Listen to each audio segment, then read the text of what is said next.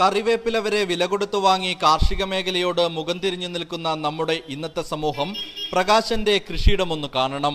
വില കൊടുത്തു വാങ്ങിയ 30 സെന്റ് സ്ഥലത്ത് മണ്ണിനെ പൊന്നാക്കി തലയെടുത്തു നിൽക്കുന്ന കാർഷിക വിഭവങ്ങളും ഔഷധച്ചെടികളും. ചേന, ചേമ്പ്, കപ്പ, ഇഞ്ചി, മഞ്ഞൾ, മുളക്, കിഴങ്ങ്, വിവിധ ഇനം വാഴകളും കച്ചോലം, അരൂത തുടങ്ങിയ ഔഷധച്ചെടികളും മധുരനാരങ്ങ വരെ പ്രകാശന്റെ കൃഷിത്തോട്ടത്തിലുണ്ട്. ഞായറാഴ്ച ഉൾപ്പെടെ രാവിലെ 8 മണി മുതൽ 10 മണി വരെ തന്റെ ബേക്കറി ബിസിനസ് നടത്തിവരുന്ന പ്രകാശൻ മാട്ടൂലിലാണ് താമസം. അവിടെ നിന്നും അതിരാവിലെ എഴുന്നേറ്റ് തന്റെ കൃഷിത്തോട്ടത്തിലെത്തി കൃഷി പരിപാലിക്കുന്നു. മണ്ണിര കമ്പോസ്റ്റ്, ചാണകം തുടങ്ങി ജൈവവളങ്ങളാണ് ഉപയോഗിച്ചിരിക്കുന്നത്. ശരീരം വിയർക്കുന്നതിനുള്ള ഒരു എക്സസൈസ് കൂടിയാണ് പ്രകാശന് കൃഷി. തൊഴിലില്ലായ്മയ്ക്കെതിരെയും പെൻഷൻ പ്രായം ഉയർത്തുന്നതിനെതിരെയും പ്രതിഷേധമുയർത്തുന്ന യുവാക്കൾ പ്രകാശന്റെ വാക്കുകൾ ശ്രവിക്കുക. ഞാനൊരു ബിസിനസ്സുകാരനാണ്. ആ ചെറിയ ഒരു സമയത്താണ് ഞാൻ ഇതൊക്കെ ഇങ്ങനെയൊക്കെ ചെയ്യുന്നത്.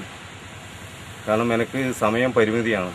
കാരണം രാവിലെ കടയിൽ കയറി കഴിഞ്ഞാൽ രാത്രി 10 മണി വരെ കടയുമായി അത് അപ്പോൾ രാവിലെ എണീച്ച് വന്ന് ഇതിലൊക്കെ വെള്ളം ഒഴിച്ച് അപ്പോൾ അങ്ങനെയൊക്കെ ചെയ്തതാണ് ഞാൻ ഇതൊക്കെ ഇതാക്കിയത്.